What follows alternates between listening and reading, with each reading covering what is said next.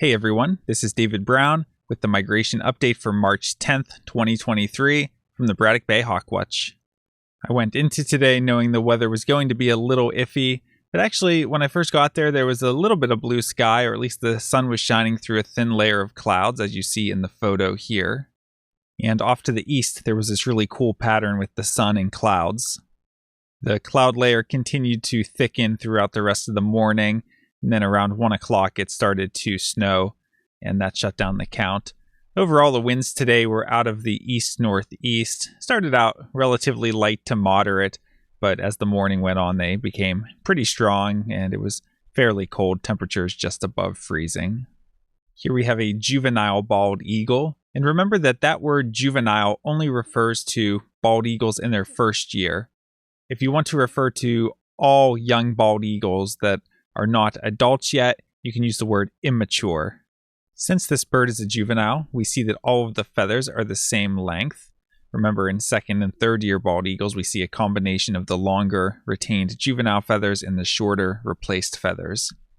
Juvenile bald eagles also have a dark head and are dark underneath on the body, although by the spring, some of them, like this one, are beginning to look quite brown underneath rather than this darker brown like you see up here. It's more of a light brown that develops. And juvenile bald eagles tend to have a lot of white in the wing pit area here. And that's a spot that you won't see white on a golden eagle. So if you see white in this area, that's a sign that it's a young bald eagle. This little tan missile of a bird is a horned lark, and there were a small number of them throughout the morning. This flock of tundra swans was migrating along with a few smaller flocks. Here we have a raptor, and it's a little bit out of focus and not the best photo, but maybe that gives us a chance to identify it based on what we are able to see. So overall, if we look at the color of the bird, it looks kind of gray, maybe a little bit silvery on the upper wing, and it looks like the wingtip is dark. Another thing we see is this white patch where the tail meets the body, the rump area.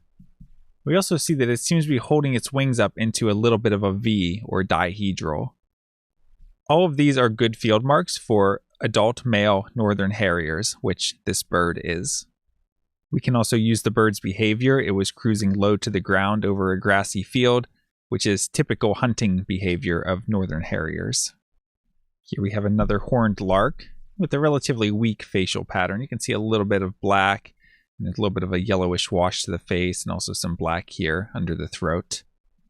Here's another group of 3 tundra swans. Here we have a killdeer, which is the type of shorebird. It's actually a plover.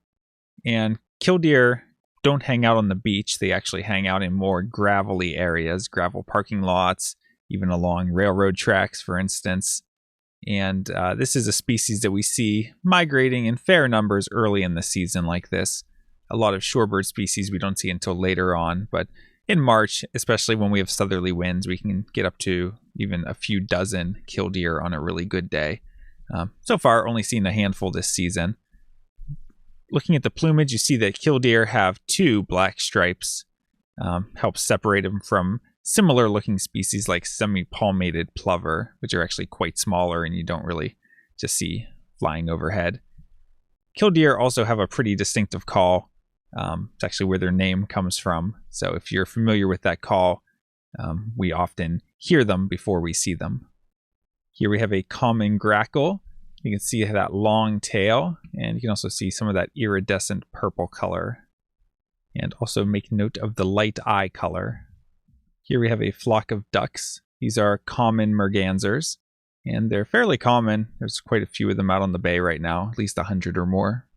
Here we have an immature bald eagle. I believe this one is a second-year bird. We can see the head is still quite dark, but the underside, unlike that juvenile we saw earlier that was light brown underneath, you can see how white the underside of the body is on this older, immature bald eagle.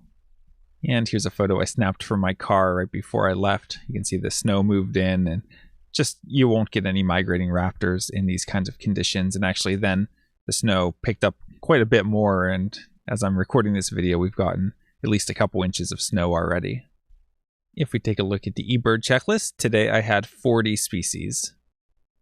And looking at hawk count today, there were no migrant raptors. The only raptors I saw were non-migrating northern harriers and bald eagles. We did have a new species for the season today, which was the first new species in a couple days, which was white-throated sparrow. Looking at the forecast, tomorrow's looking overcast with a few flurries or snow showers possible. Temps about the same as they've been, low to mid-30s. Winds north at 10 to 20 miles per hour, so a little bit stronger than we would like. Fairly unfavorable wind direction, so I'll be out there and there might be a bit of raptor activity, but it's not favorable conditions for a lot of migration. For Sunday, cloudy, again a few flurries possible, high 37, winds east at 10 to 15. So since yesterday, they bumped up the wind speed a little bit. It's not a great wind direction for us, but again, we might see a little bit of activity and mostly those local raptors like the harriers and bald eagles. And for Monday, we're watching a potential winter storm. Winds are out of the south, 10 to 15 miles per hour, which is a good wind direction, but the temperatures aren't really coming up very high, and just with that rain and snow, doesn't look like it'll be a good day for migration. Now, if we had those winds and we don't have the precipitation, we might get some migration, but overall, don't get too excited by those southerly winds, but we'll keep an eye on it as we get closer. I have two more little tidbits to talk about from my drive home. I was driving along Edgemere Drive on the north end of Cranberry Pond, and there was a flock of maybe around 6 mute swans that were flying, and I could see them out of my moonroof of my car. And so I paced them to see how fast they were going, and they were going approximately 20 miles per hour, and that was into the wind. So fairly impressive, I thought. And the other thing I saw, actually off to my right, I was looking, there was a great black-backed gull and a couple other gulls because there was a little bit of ice that came back to the ponds and even the bay overnight. But as I was driving, I looked to my left, and there was a few birds along the side of the road that flushed, and they were actually snow buntings, which I thought was a really unusual spot to see snow buntings because you have the pond on one side, and on the other side of the road is basically some driveways and yards and then houses. So not exactly what I think of as snow bunting habitat, but just an interesting sighting as I was driving home. I hope everyone stays safe with these wintry conditions we have right now, and I hope everyone can visit the Hawk Watch sometime soon, hopefully when the weather is a little bit better. From Lyco Birds, this is David Brown. Thanks for watching.